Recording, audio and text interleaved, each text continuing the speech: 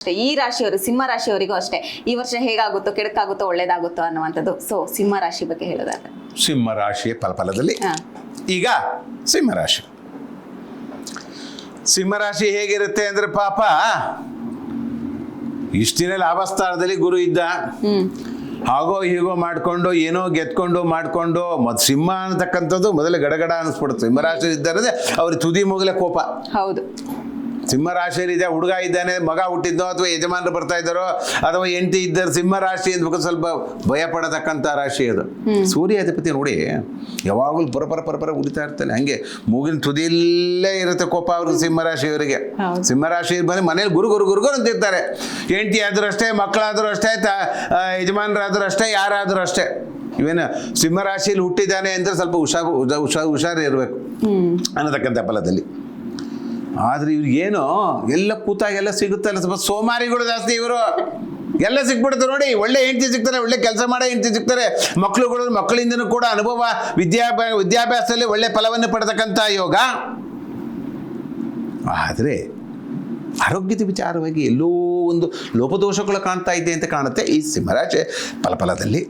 ಆ ಸಿಂಹರಾಶಿಯವರು ಆ ಥರ ಇರೋದ್ರಿಂದ ಆರೋಗ್ಯದ ಬಗ್ಗೆ ಹೆಚ್ಚಿನ ಗಮನವನ್ನು ಕೊಡಿ. ಯಾರಿದ್ದಾರೆ ಆರೋಗ್ಯಕ್ಕೆ? ಓಂ ನಮಃ ಶಿವಾಯ.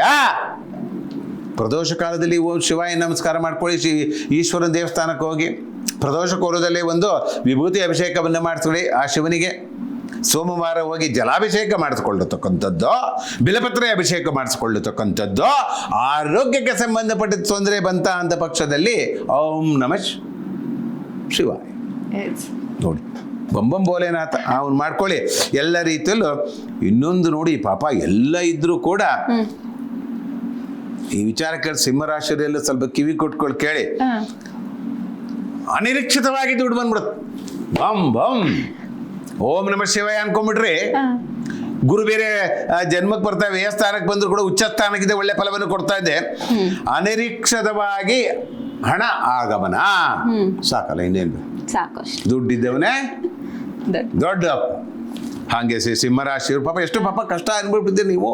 ನಾನು ಕೇಳಿದ್ದೀನಿ, ಮಾಡಿದೆ ಕೆಲಸ ಸಿಗ್ಲಿದ್ದಲ್ಲ ಕೆಲಸ ಸಿಗುತ್ತೆ, ಮದುವೆ ಆಗ್ಲಿಲ್ಲದವ್ರಿಗೆ ಮದುವೆ ಆಗತಕ್ಕಂಥ ಫಲ ಆಗತಕ್ಕಂಥ ಯೋಗ ಖಂಡಿತವಾಗಿ ಇರುತ್ತೆ. ಆದರೆ ಕೇತುವಿನ ಮಂತ್ರ ಹೇಳ್ಕೊಳ್ಳಿ ಪರಿಹಾರ ಭಾಗವಾಗಿ. ಆರೋಗ್ಯದ ಬಗ್ಗೆ ತೊಂದರೆ ಅಂತ ಹೇಳಿದ್ರೆ, ಯಾಕಂದ್ರೆ ನಿಮ್ಮ ಧನಸ್ಥಾನದಲ್ಲೇ ನಿಮ್ಮ ರಾಶಿಯಲ್ಲೇ ಕುತ್ಕೊಂಡ್ಬಿಟ್ಟಿದ್ದಾನೆ ಕೇತು. ಎಲ್ಲಿಗೂ ನವೆಂಬರ್ ನಂತರ ಎಲ್ಲಿಗೆ ಹೋಗ್ತಾನೆ? ವ್ಯಯಸ್ಥಾನಕ್ಕೆ ಹೋಗ್ತಾನೆ. ಆ ವ್ಯಯಸ್ಥಾನಕ್ಕೆ ಹೋಗುವುದರಿಂದ ಕೇತುವಿನ ಅನುಗ್ರಹ ಆಗಬೇಕು ಅಂದ್ರೆ ಚಿತ್ತರಂಗ ವಿದ್ಮಹೇ ಧೂಮ್ರವರ್ಣ ದೇವಿ ತನ್ನು ಕೇತು ಪಚವತೆಯಾದ ಪರಿಹಾರ. ಚಿತ್ತರಂಗಾಯ ವಿದ್ಮಹೇ ಧೂಮ್ರವರ್ಣಾಯ ದೇವಿ ತನ್ನು ಕೇತು ಪಚವಾದ.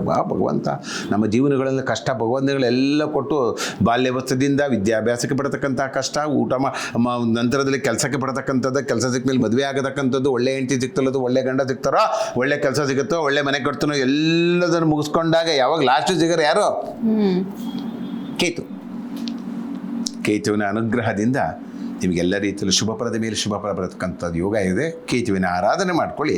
ಯಾಕಂದರೆ ನಿಮಗೆ ವ್ಯಯಸ್ಥಾನಕ್ಕೆ ಹೋಗ್ತಾ ಇದ್ದಾನೆ ಕೇತು. ಈಗ ಜನ್ಮದಲ್ಲೇ ಕೇತು ಇದ್ದಾನೆ. ಮೊದಲೇ ಸಿಂಹರಾಶಿ, ಮೊದಲೇ ಕೋಪಿಷ್ಟ್ರು, ಅದರಲ್ಲಿ ಕೇತುನು ಕುತ್ಕೊಂಡ ಅಂದರೆ ಮತ್ತೆ ಇನ್ನೇನಾಗತ್ತೆ?